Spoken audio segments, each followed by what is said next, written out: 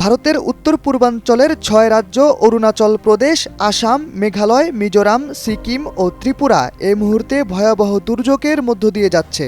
কয়েকদিনের টানা ভারী বর্ষণ আর পাহাড়ি ঢলের কারণে বন্যা পরিস্থিতি ভয়াবহ আকার ধারণ করেছে।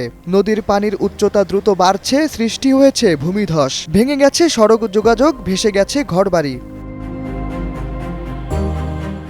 এই সংকট যতটা ভারতের তার চেয়ে কম নয় বাংলাদেশের জন্য, কারণ ইতিহাস বলছে ভারতের উত্তর পূর্বাঞ্চলে যখন বৃষ্টি হয় কিংবা পাহাড়ি ঢল নামে তখন সরাসরি ধাক্কা এসে পড়ে বাংলাদেশে। এসব অঞ্চলে প্রবাহিত নদীগুলো তিস্তা, ব্রহ্মপুত্র, সুরমা, কুশিয়ারা ভারতের উজানে অবস্থিত, ফলে সেখানকার অতিরিক্ত পানি সীমান্ত পেরিয়ে বাংলাদেশে ঢুকে পড়ে।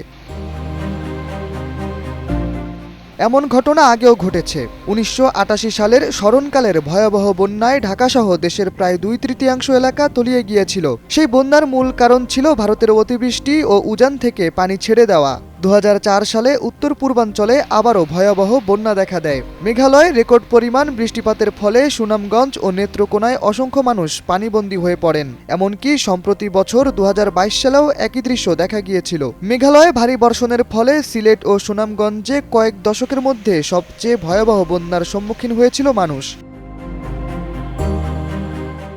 এ মুহূর্তে ভারতের সিকিম ও আসামে যে পরিমাণ বৃষ্টি হচ্ছে এবং যেভাবে নদীর পানি বাড়ছে তাতে বাংলাদেশের সিলেট, সুনামগঞ্জ, কুড়িগ্রাম, গাইবান্ধা, জামালপুর, নেত্রকোনা ও ব্রহ্মপুত্র তীরবর্তী এলাকাগুলো বড় ধরনের বন্যার ঝুঁকিতে রয়েছে। ভারত যদি হঠাৎ করে ব্যারেজ বা জলাধারগুলো খুলে দেয় তাহলে বাংলাদেশের নদীগুলোর জলস্তর কয়েক ঘন্টার মধ্যে বিপজ্জনক হারে বেড়ে যেতে পারে। ভেসে যেতে পারে ফসলের জমি, ডুবে যেতে পারে ঘরবাড়ি, গ্রাম থেকে শহর সবখানেই দেখা দিতে পারে মানবিক বিপর্যয়। বিদ্যুৎ, সুপেয় পানি, খাদ্য, ওষুধ সবকিছুরই সংকট দেখা দিতে পারে হঠাৎ করে। সবচেয়ে বেশি ঝুঁকিতে থাকবে শিশু, বৃদ্ধ ও দরিদ্র জনগোষ্ঠী। বিশেষজ্ঞরা বলছেন এখন আর দেরি নয়, প্রস্তুতির সময় এখনই। স্থানীয় প্রশাসনকে সীমান্তবর্তী অঞ্চলে নজরদারি বাড়াতে হবে। পানি উন্নয়ন বোর্ড, আবহাওয়া অধিদপ্তর ও দুর্যোগ ব্যবস্থাপনা কর্তৃপক্ষকে একযোগে কাজ করতে বলা হয়েছে।